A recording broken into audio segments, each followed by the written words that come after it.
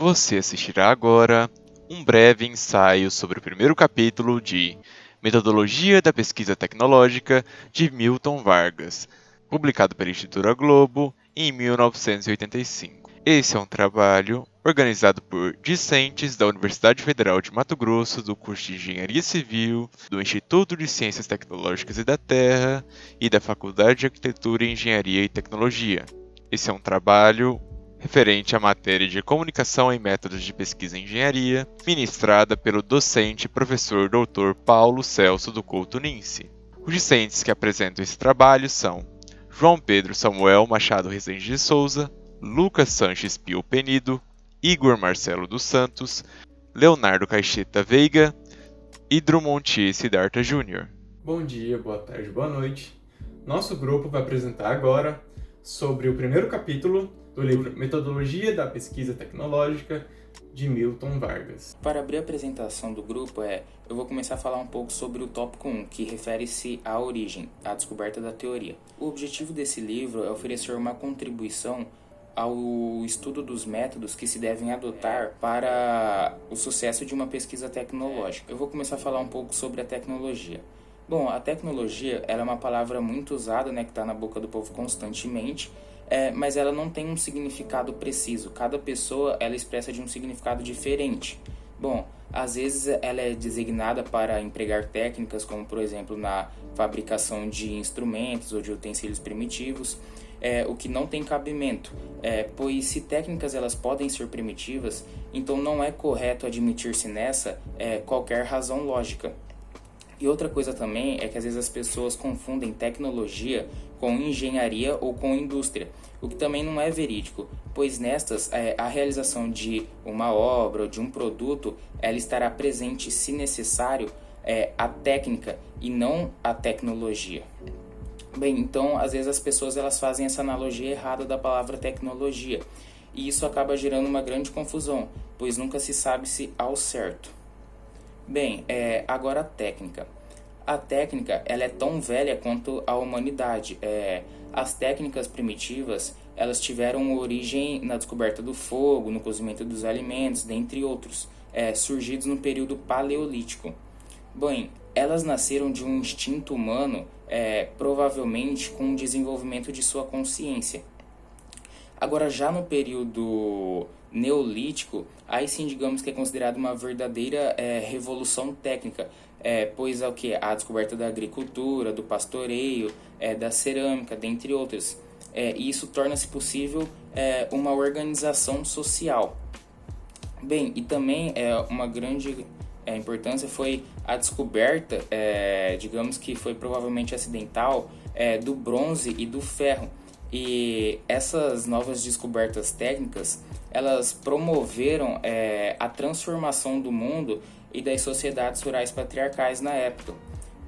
Bem, então todas essas descobertas técnicas, elas foram tidas como presente dos deuses, e portanto, na época, pastores, cozinheiros, ferreiros, eles foram considerados sacerdotes ou mágicos, e os seus saberes eles eram sagrados e secretos, ou seja, só eram transmitidos por quem eles escolhiam. Bem, porém, no mundo grego, as técnicas elas evoluíram do estado de saberes sagrados e mágicos até as técnicas, que quer dizer o quê? Um saber fazer puramente humano, e transmitido de geração a geração pelo ensino leigo. Bem, então como eu disse, a técnica ela é tão velha quanto a humanidade. Já a tecnologia ela é algo muito mais recente e ela surgiu simultaneamente com a ciência moderna. Entretanto, ela só se desenvolveu com a Revolução Industrial, certo? Porém, digamos que ela só foi consolidada como uma atividade humana essencial no presente século. Ou seja, ela é muito recente.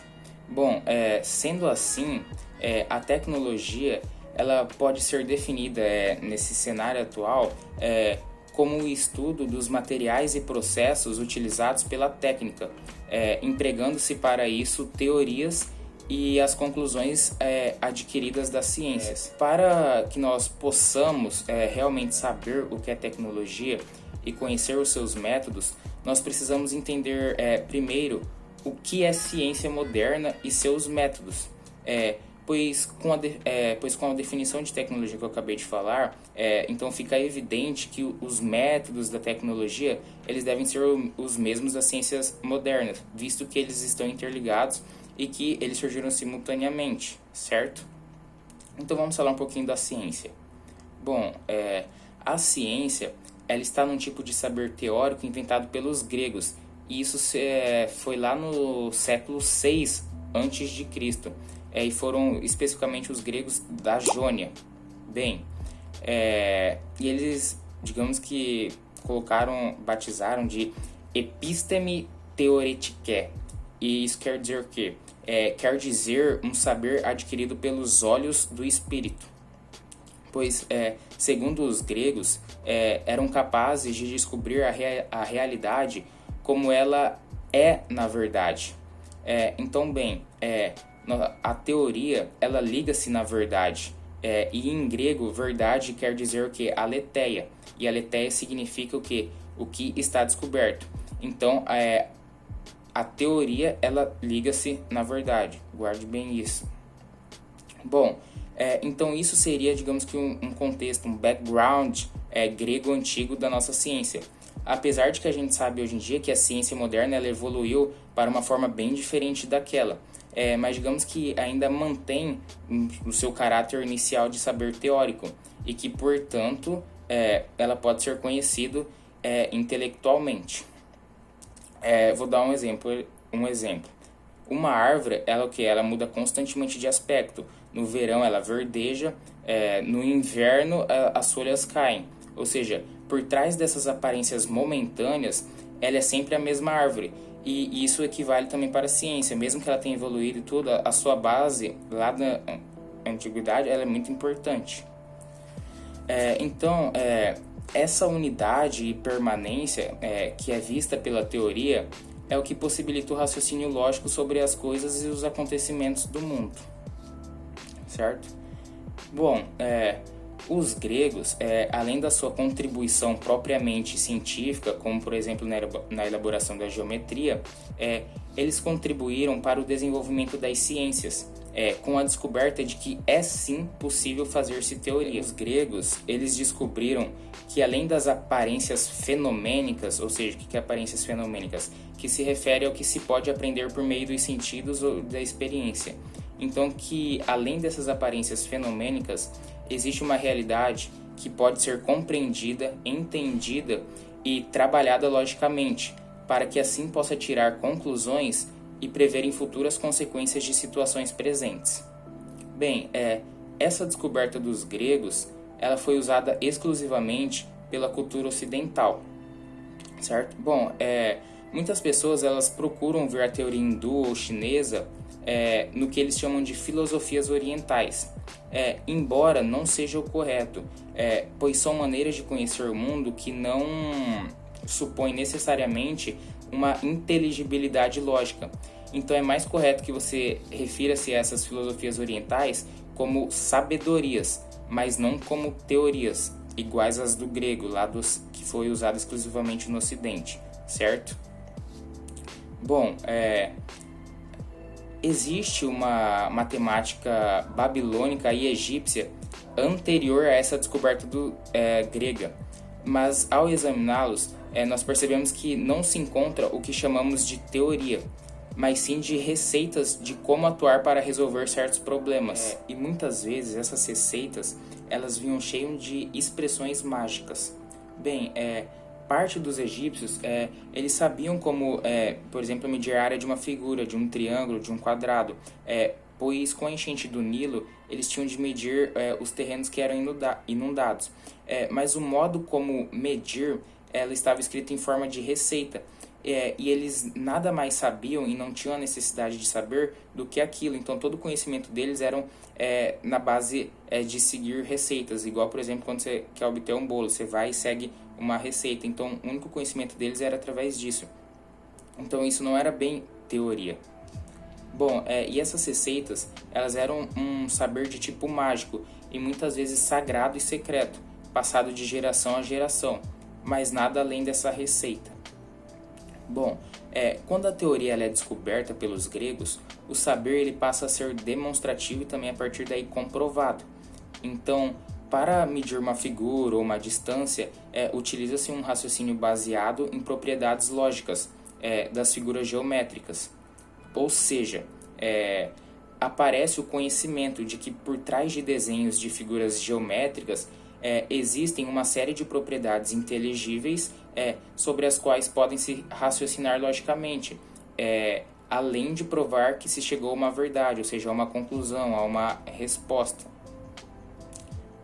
Bem, e com a passagem de uma situação onde se sabe-se que, por exemplo, a área de um triângulo é obtida multiplicando a altura pela metade da base, é o fato fundamental que se estabelece a teoria. Então, e com isso, os gregos eles descobriram a possibilidade de conhecer o mundo teoricamente. Então, logo, quando eles descobriram essa possibilidade, apareceu a necessidade de originar teorias, como, por exemplo, a do conhecimento da natureza. Então, assim, o grande diálogo que se estabeleceu na Grécia, na época, entre os chamados filósofos, visavam conhecer a natureza. Tanto que, por isso, quase todos os livros da época, eles tratavam do que chamavam de physis, que quer dizer a natureza.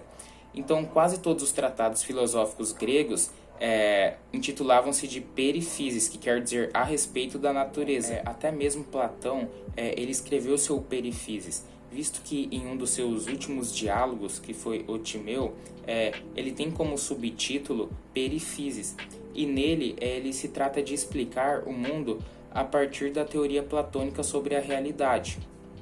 Bem, e esse livro de Platão, ele dominou o conhecimento humano sobre a natureza por quase 2 milênios, sendo o único livro conhecido pelo Ocidente medieval.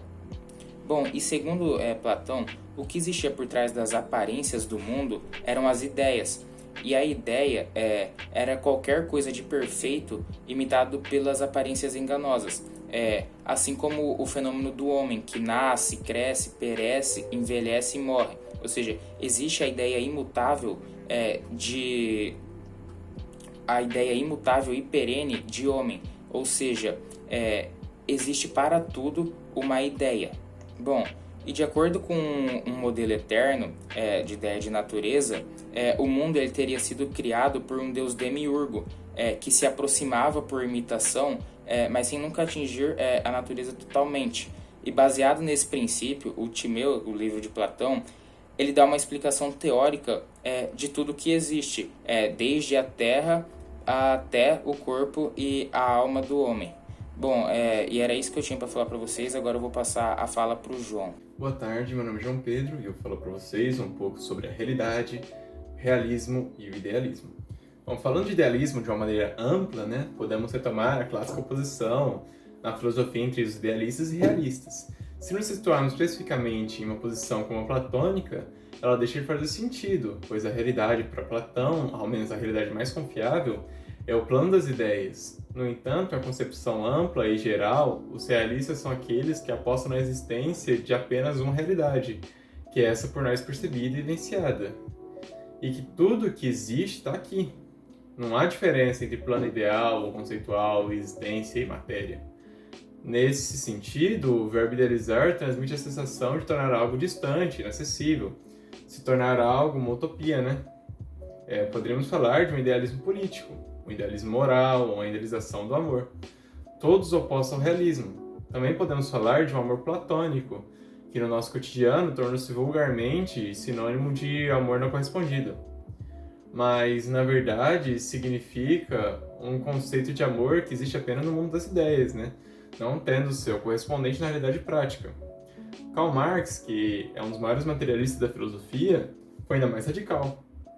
Para ele, toda a história se deu pela produção material, e todo esforço filosófico deveria se estabelecer no materialismo, pois esse seria o único que possibilitaria qualquer intervenção no mundo, certo? É por isso que Marx inicia seus estudos acadêmicos nas discussões idealistas de Hegel. mas se afasta da teoria de seu mestre intelectual, né, só toma ele como referência, para ser do campo idealista e fundar um materialismo histórico dialético. As ideias da teoria de Platão não são símbolos abstratos, elas são reais, elas existem realmente no mundo das ideias. Só que elas são arquétipos das coisas, né? que elas representam tem uma realidade secundária, pois se limitam a imitar as ideias, né, no mundo material. Esses arquétipos das coisas seriam semelhantes ao que chamamos hoje de modelos, mas é preciso frisar que o modelo pode ser um simples símbolo, enquanto as ideias platônicas são reais. Por isso a teoria de Platão é chamada de realismo das ideias. Para ele, o que era mórfico, né? E ele acreditava na reencarnação, uma ideia qualquer poderia ser contemplada quando o corpo morre e a alma vai encontrar-se com elas numa região celeste. Depois, quando reencarnada, a alma trará consigo, talvez um pouquinho apagada, essa lembrança, né, dessa ideia. Demonstrada, a gente pode demonstrar, por exemplo, em um diálogo seu, como possível da ideia da geometria ser relembrada por um escravo ignorante. Mas tem que uma geometria inata, né, tem a geometria como uma lembrança inata.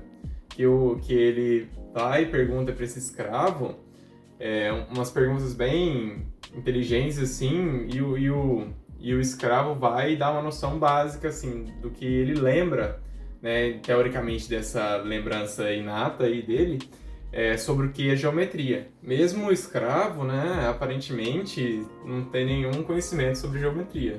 Bom, resumindo, para Platão, as ideias das coisas estão fora do mundo, das aparências do mundo, imitam as ideias, né? Hoje existe a possibilidade de se aceitar que só é real aquilo que é organizado pela mente. Pensar dessa maneira é pensar por meio de modelos mentais, né? A ciência moderna é plena de pensamento baseado em modelos, né? Implicitamente, se acreditará então que o que existe é em si caótico. Então só os modelos podem ordenar o que existe, conferindo a realidade. Quando o cientista acredita mais nos seus modelos que nos fenômenos, ele é um platônico redivivo. Quando hoje se acreditar que as ideias provindas da mente humana, embora não tenham existência concreta, é que constituem a realidade, ou seja, que toda realidade é mental, tudo que tem realidade origina-se no espírito, você está abraçando a doutrina que a gente chama de idealismo. Essa doutrina, explicitada pela frase de Hegel, todo real é mental, né? Uma outra teoria grega sobre a natureza se impôs com maior vigor do que a de Platão foi a de Aristóteles. Para Aristóteles, o que a inteligência vê por trás das aparências cambiantes são as substâncias, né? Que a substância quer dizer exatamente o que está por trás, né? O elemento inteligível da realidade. As substâncias, entretanto, não se separam das coisas da natureza, nem se furtam às transformações naturais. Elas passam daquilo que são potencialmente, que elas podem se tornar, para o que elas são na atualidade, né? Que elas estão no momento. Essa contínua passagem da potência ao ato explica todas as transformações e movimentos que se dão na natureza.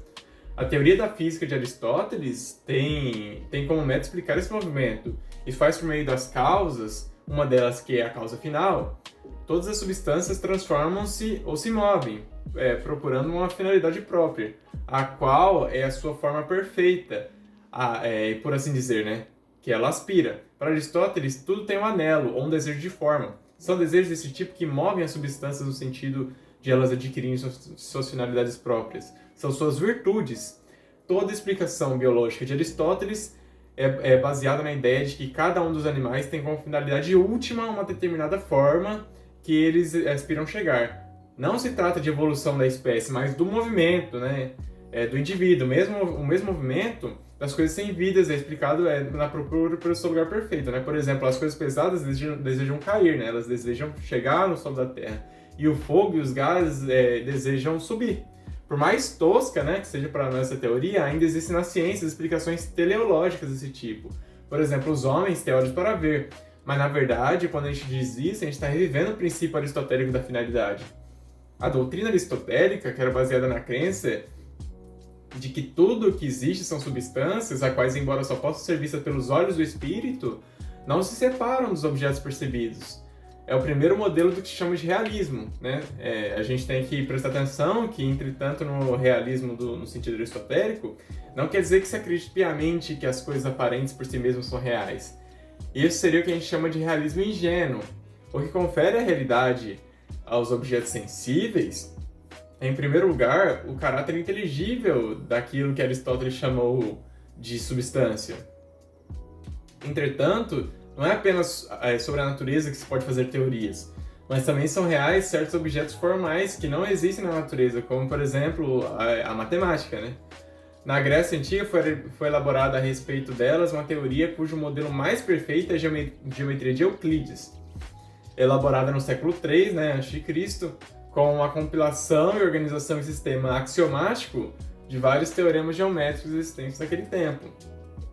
Elas constituem um texto preservado até hoje, que parte das noções primeiras, né, ideias, formas ou substâncias distintas, ponto reto e plano, as quais se formaram certos axiomas que são proposições que, por sua evidência, não precisam ser demonstradas, e os postulados, né, que são proposições aparentemente que poderiam ser demonstradas, mas naquela época Euclides não quis demonstrar. Com o auxílio de regras de dedução, a partir dessas proposições primeiras, são demonstrados todos os teoremas da geometria.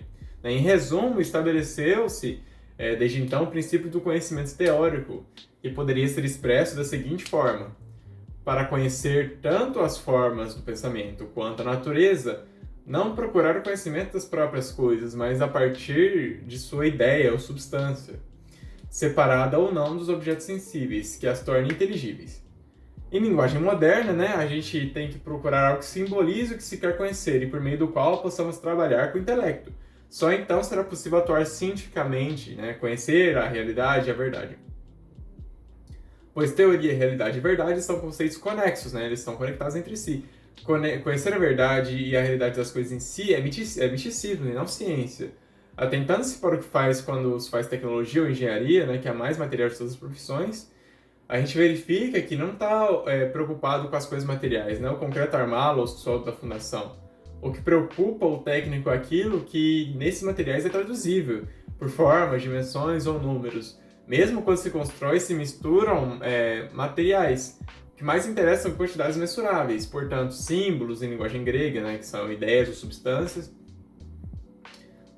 Porém, convém aqui deixar claro que quando o engenheiro industrial ou técnico executa suas obras ou manipula seus materiais, embora sendo guiado pelo conhecimento de ideia ou substância, eles estão exercendo suas vontades, né, no sentido de transformar o mundo e não apenas atuar racionalmente para conhecer o mundo. Até porque a vontade humana esbarra contra as coisas que, como elas, são reais, né, e não contra seus modelos inteligíveis. Portanto, a atuação do técnico, do engenheiro ou do industrial não pode ser puramente teórica. Assim se abre o mundo da prática, no qual a realidade aparece sobre um novo aspecto.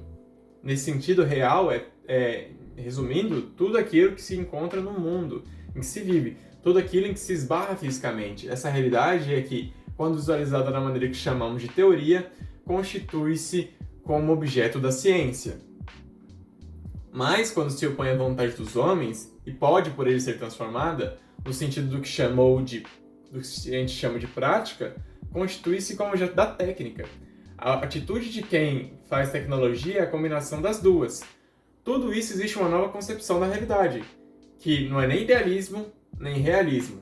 Porque real não pode ser mais do que tão somente aquilo que é organizado pela mente humana. Nem aquilo que, embora inteligido, mantém-se fora da subjetividade. É verdade que tudo aquilo que é percebido está na mente humana, mas não é menos verdade que a mente humana faz parte do mundo e guia a vontade que age dentro dele. Ou seja, o mundo depende do pensamento para ser real, tanto quanto o pensamento necessita do mundo para existir. Há, portanto, uma polaridade entre o pensamento e o mundo das coisas sensíveis, sob uma retroação tal que, suprimindo um dos polos, desaparece, né? Também o outro. Nenhum dos dois por si podem se estabelecer o real. Quase todos os filósofos modernos adotam implícita ou explicitamente essa posição. Um exemplo é Ortega y Gasset, que enunciou a frase muito conhecida: eu sou eu e minha circunstância. Quer dizer, o eu pensante nunca pode ser abstraído do mundo no qual está inserido. Essa é a concepção de realidade que mais convém à tecnologia. Real é tudo aquilo que se encontra na vida, e entendendo-se por vida o que se faz ou o que se sabe dentro do mundo. Concluímos então, como engenheiros, que um profissional da prática muitas vezes não pode se dar ao luxo, né, de brilhantismos matemáticos, ou que não pode dispor de todo o tempo do mundo para procurar a teoria física mais complexa e mais geral para ser aplicada na sua obra. Mas o engenheiro deve reconhecer o problema real, no mundo real, que a natureza impõe ao ser humano e tentar resolver na prática, e não ficar criando conjecturas mirabolantes e utópicas em sua mente. Pois a definição mais basilar de engenheiro é aquele que resolve problemas. Boa tarde. Após o João Pedro ter explicado o tópico 2 do capítulo 1 do Milton Vargas, eu vou falar sobre o tópico 3, que aborda o seguinte tema: a técnica, técnica e as artes. A palavra técnica é originária do grego tékne, que a técnica surgiu a partir de várias tentativas de soluções de problemas que muitas vezes imitavam movimentos similares ao do corpo humano, a fim de criar uma solução mais tecnológica para aqueles problemas e solucioná-los. Quem dominava a técnica era dito como artesão, e os artesãos dominavam a técnica e obtinham aprendizes, assim moldando sociedades, porque ele dominava uma tecnologia, como por exemplo a arquitetura, e a partir disso ele ia criando mais aprendizes e haviam outros artesãos que obtinham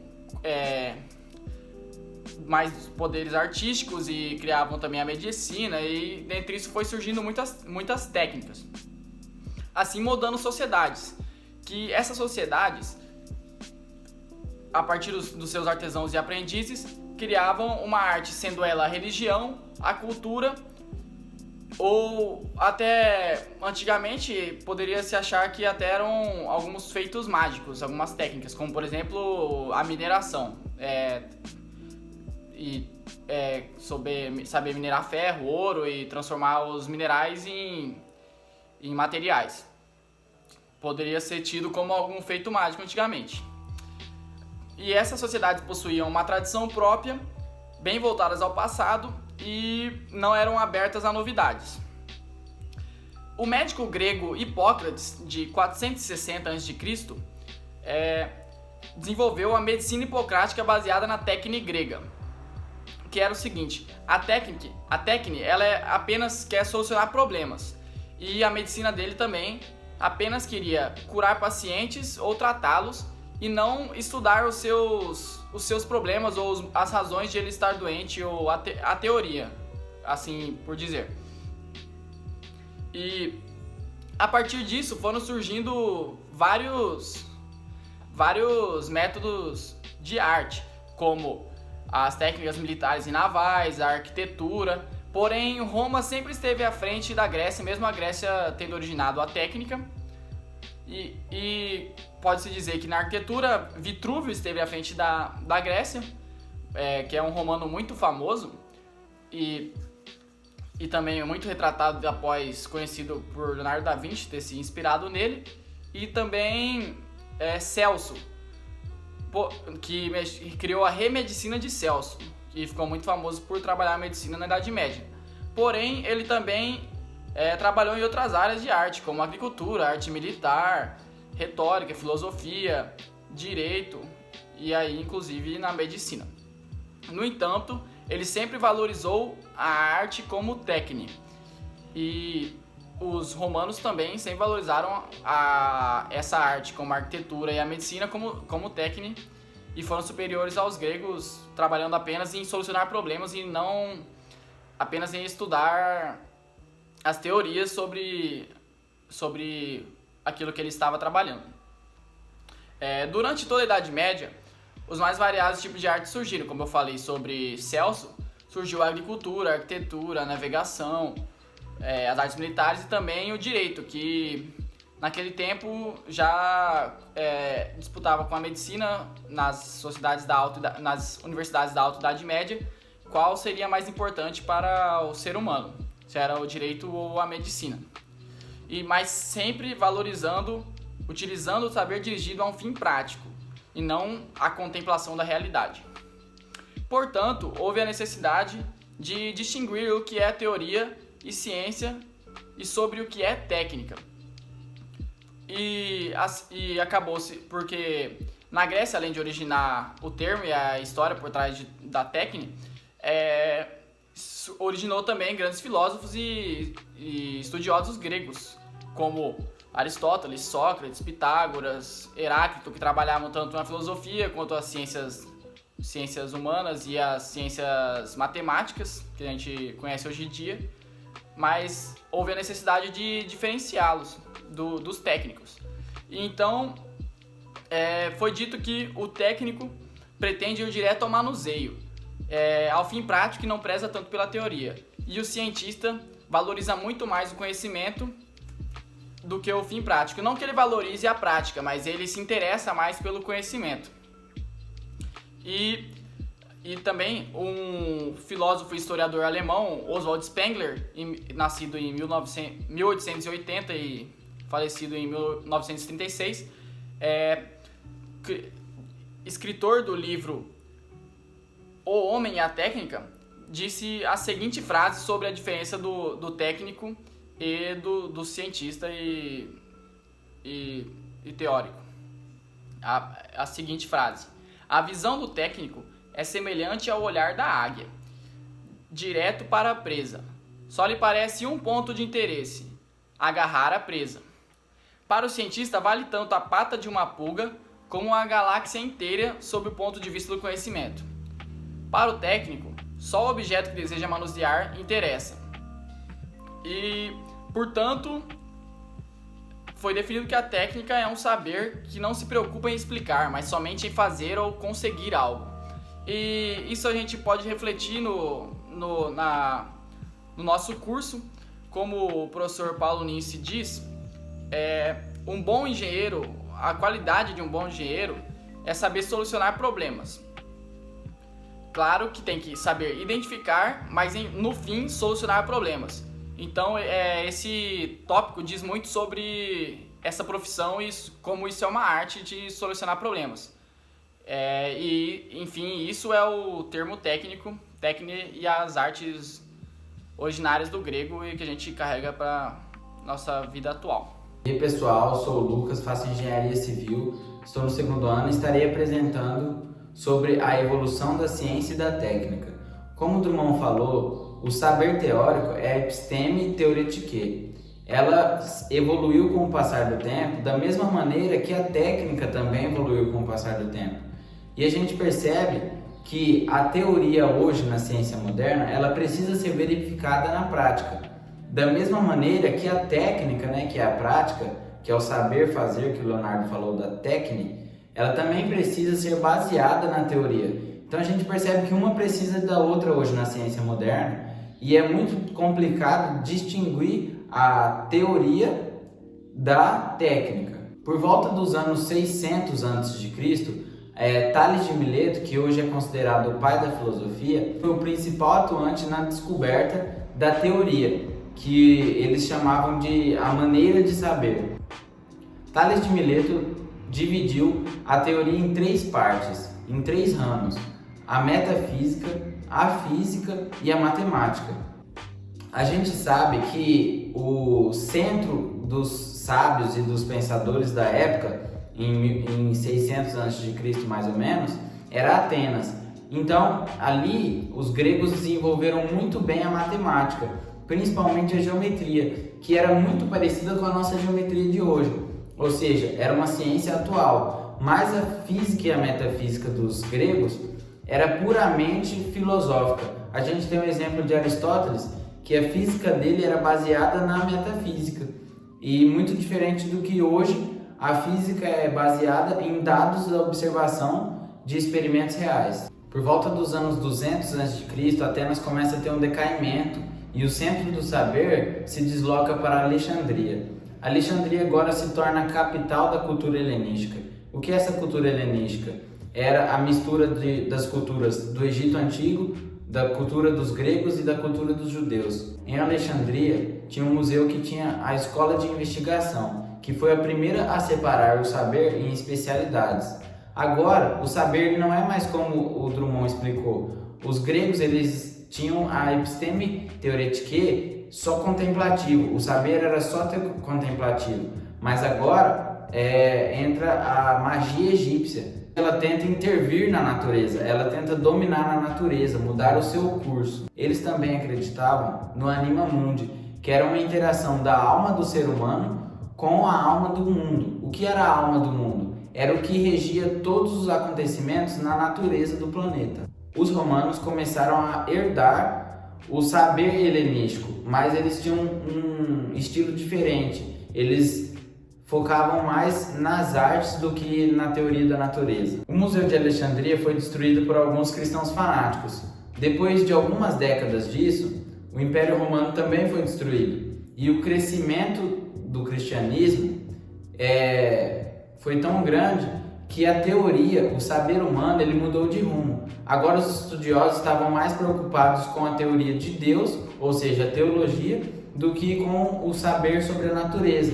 Então, do ano mais ou menos de 400 até 1600, que é a Idade Média, ninguém mais estava se preocupando com a natureza. Só teve um livro, Timeu, de Platão, em toda a Idade Média, que se preocupava apenas com a natureza. Todos os estudiosos, cientistas, estavam preocupados com a teologia.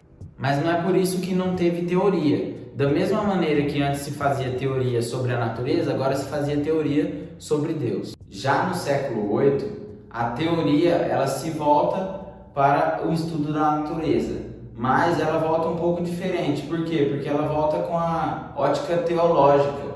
E lá desde a queda de Roma, o livro A Lógica de Aristóteles era muito famoso já, mas tinha um outro livro de Aristóteles que não era famoso e poucas pessoas tinham acesso. Era o livro A Física Aristotélica.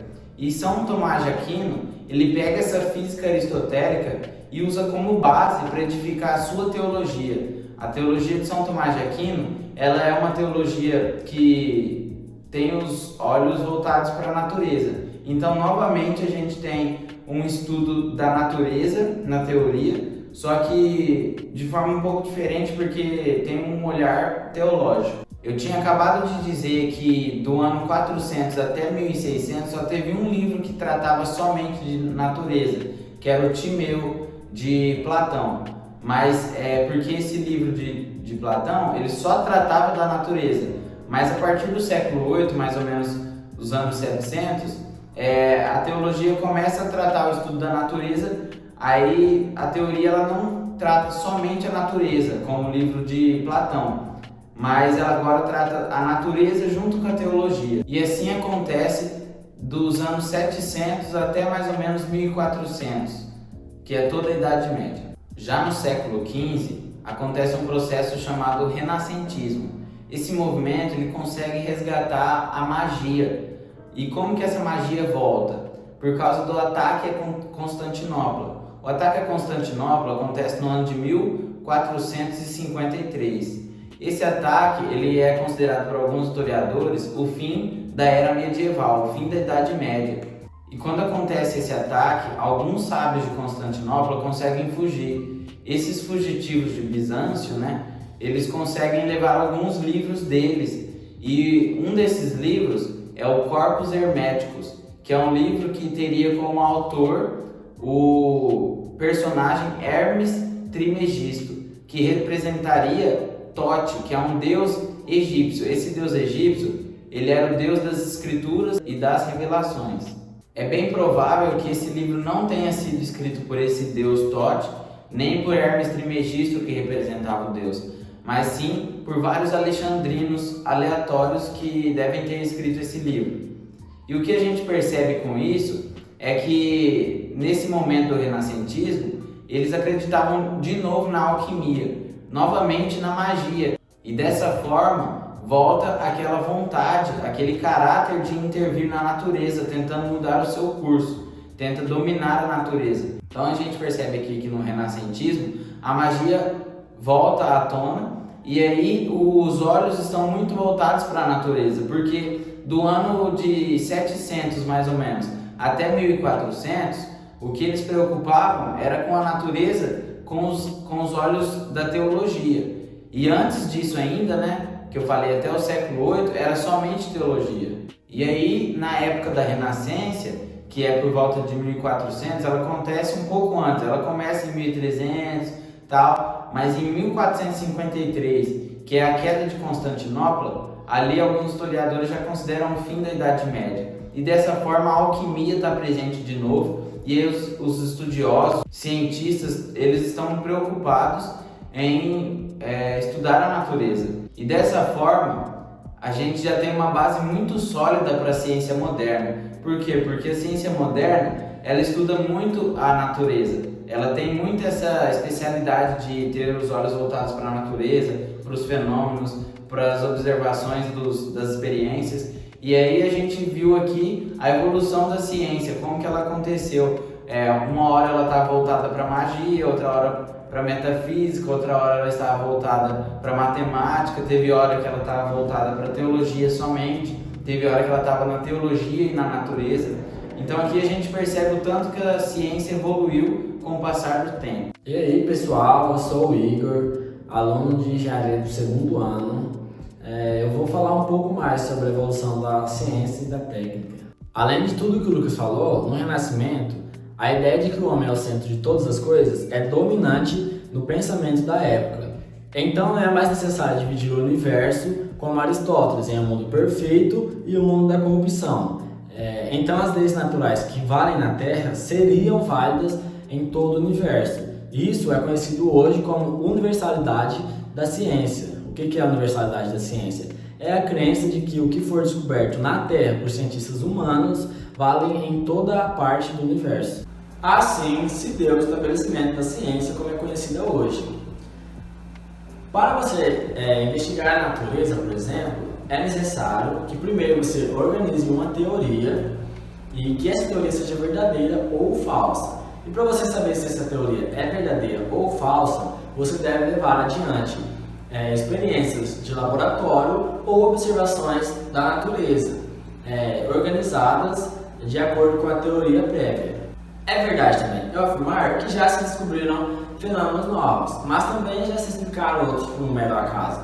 Um exemplo clássico é a descoberta dos raios-x.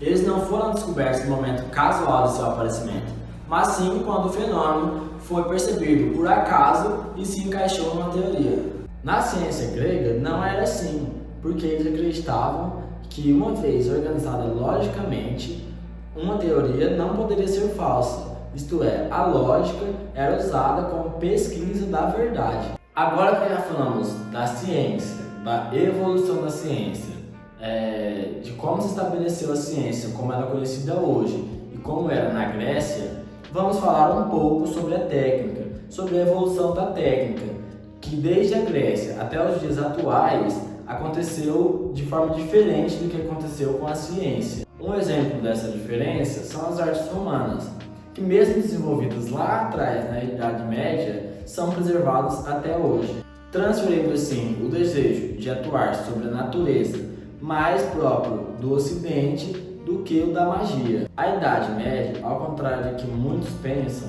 foi uma época de grande interesse técnico, e esses interesses técnicos ocorreram devido ao progresso de grandes técnicas, como por exemplo a técnica da tecelagem ou as grandes navegações também que se desenvolveram muito, que começaram a permitir até viagens transoceânicas. Outra coisa que foi muito utilizada na época também foi a força motriz, as rodas d'água e o moinho. Houve também a atrelagem dos cavalos para o seu melhor uso como animais de tiro ou para a cavalaria.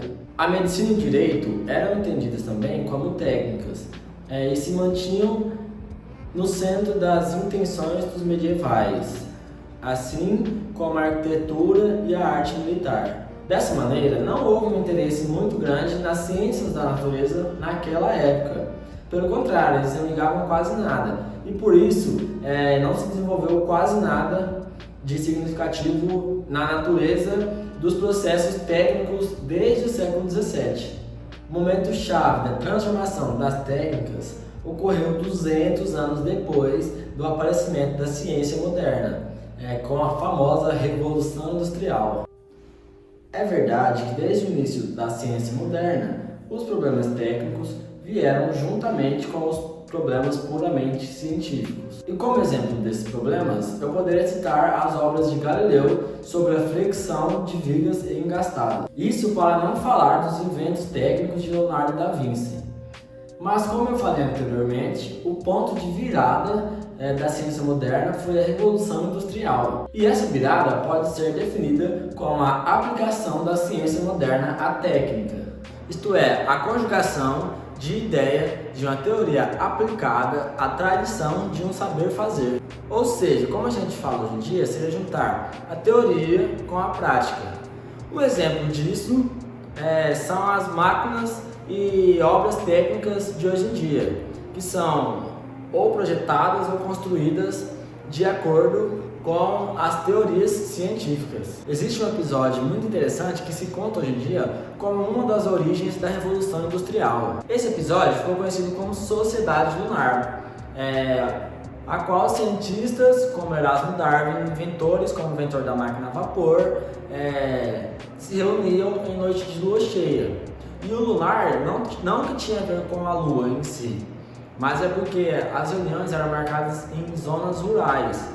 E aí eles usavam a luz da lua para ir e voltar dessas reuniões. Essa sociedade propiciou grandemente na Inglaterra a simbiose entre a técnica e a ciência, através da discussão de problemas que interessavam igualmente as indústrias e os cientistas. Vamos falar agora um pouco sobre a técnica atual.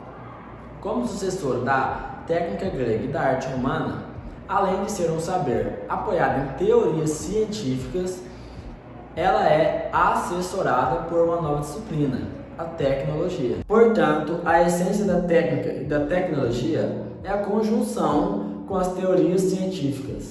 Essa conjunção é tão forte que mesmo hoje em dia não há critério algum para se estabelecer uma distinção entre técnica e tecnologia. A separação entre a ciência pura, ciência aplicada e suas aplicações deixou de ter sentido. Em todo o desenvolvimento científico, principalmente depois da Segunda Guerra Mundial, o relacionado com a conquista espacial, com a bomba atômica, com o radar e com muitos outros, não se pode separar o que é puramente científico do que é puramente técnico. Não há mesmo, em todas as questões relacionadas, até mesmo, por exemplo, o cálculo de uma trajetória de um míssil espacial, nada de novo em matemática ou física. Há, em viagens espaciais, aplicação maciça de física e matemática, os quais não são nem mesmo da física relativista, mas da newtoniana. Há uma série de problemas técnicos. Disso resulta a perfeição que está se vivendo hoje, de comandar um instrumento com precisão a milhares de quilômetros de distância. É esse o resultado da conjunção da ciência e da técnica que se deu após a Revolução Industrial. Espero que vocês tenham gostado da nossa apresentação. Muito obrigado por assistir e até a próxima!